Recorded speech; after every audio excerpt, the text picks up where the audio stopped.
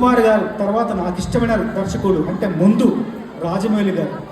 రాజమౌళి గారు పిలిచి ఒక సందర్భం చెప్పారు. ఏంటంటే సందర్భం, ఒక అమ్మాయి ఒక అబ్బాయి. అబ్బాయి వెళ్ళి అమ్మాయి చెయ్యిని ముట్టుకుంటాడు. అమ్మాయి చెయ్యిలో ఒక మెరుపు మెరిసి అమ్మాయికి గత జన్మ జ్ఞాపకాలు గుర్తొచ్చి ఈ జన్మలో వాళ్ళ ప్రేమ ఫలిస్తుంది.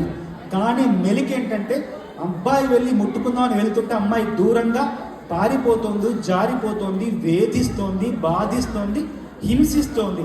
ఇది సందర్భం అండి అన్నారు. చాలామందికి తెలియదు, పాటలంటే ముందు మేము రాయం, ముందు రాసేవాళ్ళు రచయితలు, దానికి సంగీత దర్శకుడు బాణీలు సమకూర్చేవాడు. ఇప్పుడు అలా కాదు, అంతా మారిపోయింది పద్ధతులు. సంగీత దర్శకుడు బాణీ ఇస్తే, ఒక కొలత లాగిస్తే ఆ కొలతలో ఒక మాటలు పొందుపరిచి అర్థవంతమైన భావం వచ్చేలా మేము పాట రాస్తాం. ఇప్పుడు వచ్చిన ఈ తరంలో ఇది ఒక సాంప్రదాయమైంది. కీరవాణి గారు ముందు ఒక బాణీ తయారు చేసి ఉంటారు. ఈ సందర్భానికి కీరవాణి గారు బాణీ వినిపించారు హార్మోనియం మీద. ఆయన ఇచ్చిన బాణీ, ఆయన నోట్లోంచి వచ్చిన బాణీ, ఆయన కొన్ని మాటలు అందులో అన్నారు. ఆ బాణీ ఎలా ఉందంటే, తాననాన పువ్వా పువ్వా తానని లవ్వా లవ్వా తానని తానానాన తానని తానానాన తానానానాన తరి నాని నాని తరత్తా తరా తరి నాని నాని తరత్తా తరా. ఇది బాణీ. దీంట్లో మనం మాటలు ఫిల్ ఇన్ ద బ్లాంక్స్ నింపాలి. సరే, వచ్చి కూర్చున్నా. రాత్రిపూట 9:30కి భోజనం చేసి కూర్చున్నా రాద్దామని. సందర్భం ఏంటి? అమ్మాయి దూరంగా పారిపోతుంది, జారిపోతుంది, వేధిస్తోంది, బాధిస్తోంది, హింసిస్తోంది. ఈ హింస అనే మాట దగ్గర మనసు ఆగింది.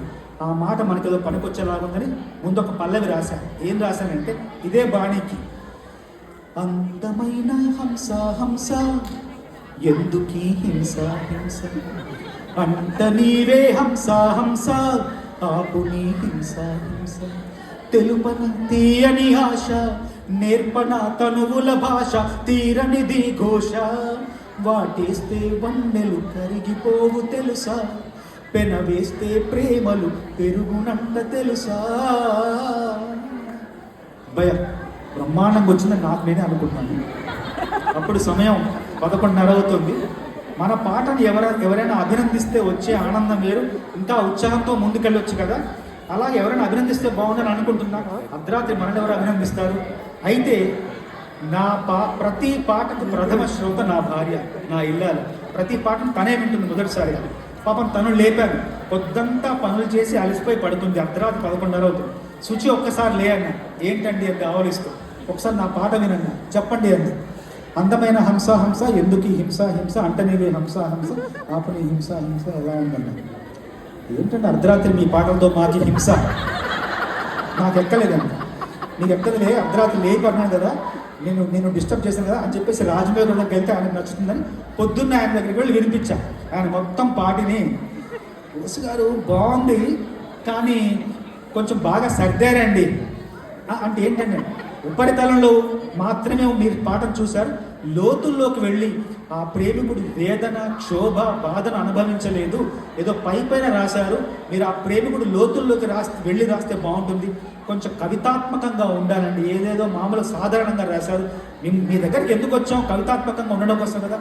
మీరు సమయం ఎంతైనా తీసుకోండి, కానీ మాకు బ్రహ్మాండమైన పాట రాసివ్వండి అన్నాడు. ఒక ధైర్యం ఇచ్చాడు. వచ్చాను.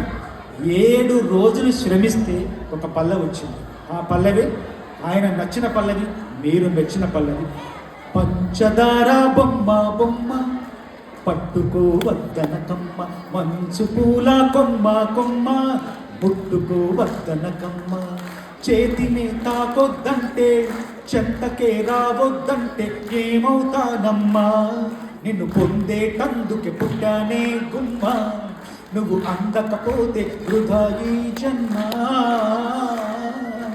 మళ్ళీ ఒక నెల రోజులు కష్టపడితే నేల నిన్ను తాకింది, గాలి నిన్ను తాకింది, నేను నిన్ను తాకితే తప్ప నేల నన్ను నడిపింది, గాలి ఊపిరయింది, ఏమిటంట నీలోని గొప్ప వెలుగు నిన్ను తాకింది, చినుకు కూడా తాకింది, పక్షపాతమెందుకు నా పైన వెలుగు దారి చూపింది, చినుకు లాలపోసింది, వాటితోటి పోలిక నీకేలా నేల గాలి వెలుగు చినుకు అన్నిటికంటే నేను గొప్ప, నా ప్రేమ గొప్ప అని ఆ ముక్తాయింపులో చెప్పాలి. అవి బ్రతికున్నప్పుడే తోడుతాయమ్మా, నీ చిటిలో తోడై నేనొస్తానమ్మా, నేను పొందేటందుకు పుట్టానే ఉన్నా, నువ్వు అందకపోతే వృధాయే జన్మా. చదారా బొమ్మ బొమ్మ పట్టుకోవద్దనుకు, మంచు పూల కొమ్మ కొమ్మ ముట్టుకోవద్దనక. తెర మీద 4 నిమిషాలు వచ్చే పాట తెర వెనకాల 40 రోజులు పట్టింది. పంచదార అనే మాటలు సంస్కృతంలో